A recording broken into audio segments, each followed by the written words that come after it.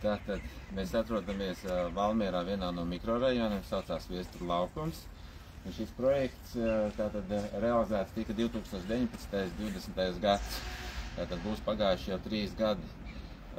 Kā konkrētā māja līdz šim nonāca, tad viņa bija beidzamā šajā mikrorajonā, un droši vien būtu kauna lieta, ka viena māja šajā mikrorajonā palikusi nerenovētā stāvoklī.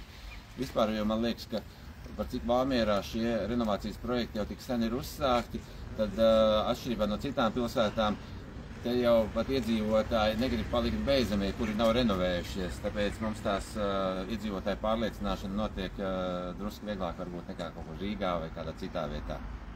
Tātad tajā laikā projekta izmaksas kaut kāda, rupi sakot, 286 000 eiro. Māja ir 19 dzīvokļi mājā. Un mēs sakām, ka šeit ir veikta pilnā renovācija. Tātad, sākot ar jumta nomaiņu, jumta drošības barjeras, sniega barjeras, nosiltināta fasāde, cokols, tālāk pat ārsienas, dzīvokļos, kur ir ārsienas, ir dabīgā ventilācija ar vārstiem, renovēta visa apkuras sistēma, ielikta 2 cauruļi. Un lielākais tāds pluss atšķirībā no pārējām mājām, šķiet mums ir vienīgā māja laikam, kur ir katrā dzīvoklī uzstādīti individuālie siltuma skaitītāji. Tālāk ir sakārtot arī ūdens sistēma, nomainīts caurulis, visa elektroinstalācija bēniņos un kāpņtelpās sakārtotas. Dzīvokļos ir nomainīta radiatori, kāpņtelpās nomainīta. Nu, principā izdarīts ir pilnīgi viss.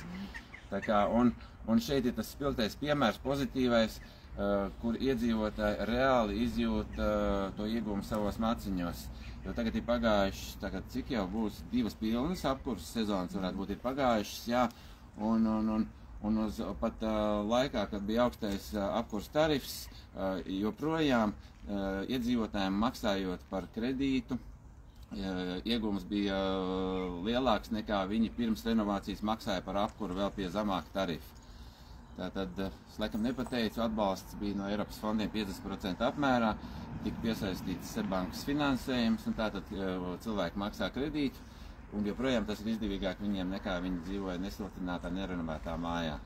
Un redziet, ir pagājuši, būs 3 gadi, un māja izskatās pietiekami joprojām labā stāvoklī.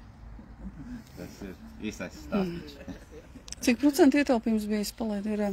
Tā procentos, es atceros, ka bija 2,86 bija pa kvadrātmetri sākumā, un tagad ir dārgākais bija eiro 19 kaut kā tā uz kvadrātmetru.